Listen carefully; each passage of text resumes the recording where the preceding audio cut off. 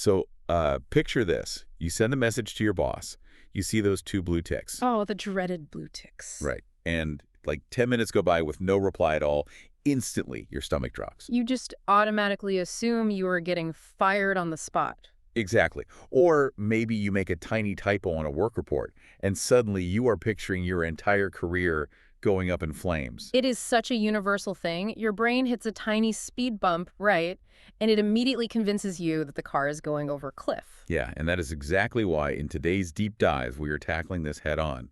We titled this one, Worst Case or Real Case. Catch catastrophizing early. I really love that title. Right. And to figure this out, we are looking at an amazing framework called MindfulGym, which was developed by consultant psychiatrist Dr. Phang Cheng. Which is such a great resource. What makes it so compelling is how he took evidence-based mindfulness and tailored it specifically for our multi-ethnic Malaysian community. Yes, exactly. He basically turns mindfulness from, something you only do alone in a quiet room into a practical life skill. A skill you can actually use anytime, anywhere. Right, like when you were inevitably stuck in horrible traffic on the federal highway. Oh, absolutely. So our core mission today is some rapid-fire myth-busting for you. Bring it on. We need to bust this deeply held belief that every single fearful prediction your brain makes is like a legitimate red alert warning that you absolutely must obey. Okay, but let's get into the mechanics of that for a second. Yeah. Why does our brain do this? Oh. Like, why do we miss the LRP train? And instead of just thinking, oh, well, I will catch the next one, our body reacts as if we are in actual physical danger. So from an evolutionary standpoint, your brain is actually just doing its job. Wait, really? By making me panic. Yes, it is hardwired to prioritize threats. Because, for our ancestors, missing a rustling tiger in the bushes meant death. Ah, I see. So your brain defaults to this better safe than sorry mechanism. That makes a lot of sense. But today, there are no tigers. So your brain treats a late text or a minor typo with the exact same life or death alarm bells. MindfulGym actually calls this thinking error the ghost we think. The ghost we think. I like that. So it is almost like putting on haunted glasses, right? Where a minor inconvenience just looks like a towering monster. Exactly. It distorts reality completely. But hold on, let me push back a little here. Yeah. Because sometimes those alarm bells are actually justified, right? Sure. Like if I make a huge mistake at work, my boss might actually be angry. So how do we know what is a mental ghost and what is a legitimate warning? That is the crucial distinction right there. A legitimate warning is based on facts that you can observe. Okay. The ghost is the catastrophic story your brain layers on top of those facts. So yes, your boss might be annoyed. That is a fact. Right. They literally saw the typo. Exactly. But the ghost is the absolute certainty that you will be fired, shunned, and just never work again. Oh, wow. Yeah. The brain confuses its own fearful imaginations with guaranteed future facts. Okay, that makes total sense.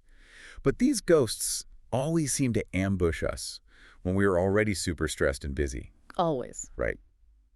If I am standing on a crowded train platform having a mild panic attack, I cannot just sit down in a lotus pose. Definitely not. So I have read about this concept of cognitive diffusion to help with this.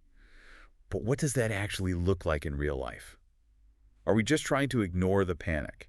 Not ignoring it, no. I mean, ignoring it usually just makes the alarm ring even louder. That is so true. Cognitive diffusion is simply stepping back and untangling yourself from the thought.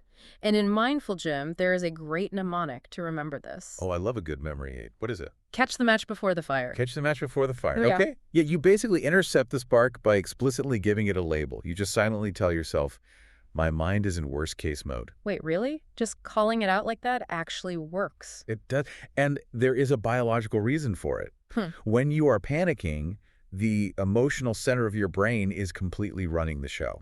But the moment you pause to attach a factual label to your experience, like saying, my mind is doing this specific thing, you force the logical language center of your brain to wake up. Oh, wow. And that instantly dials down the emotional intensity. It creates distance. You kind of step out of the storm and become an observer of the storm. Exactly. And once you do that, you can ask what Dr. Phang calls the reality check question, which is, what is actually happening right now, and what are the facts versus my fears? Spot on. Let's go back to your missed LRT train example. Okay. When you ask that reality check question, you realize the observable fact is simply that you will be exactly 15 minutes late to your meeting. Right. And the fear is that your entire life is completely ruined. Yes. They're two totally different things. But the ghost makes them feel identical in the moment. Precisely. The fact is something we can manage. The fear is just a phantom. So as we bring all this together, there are really 3 core truths for you to walk away with today. Yep.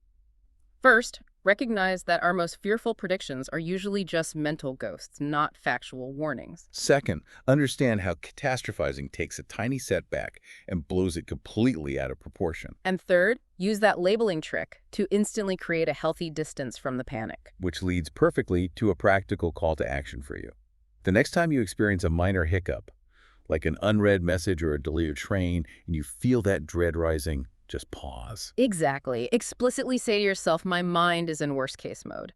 Then ask yourself to separate the observable facts from your fears. It is honestly incredible how powerful the mind is at inventing these worst-case scenarios over the smallest things. It really is. Which leaves you wondering, if your brain is that highly trained at imagining the absolute worst, what might happen to your daily stress levels if you actively trained it to imagine the best-case scenario instead?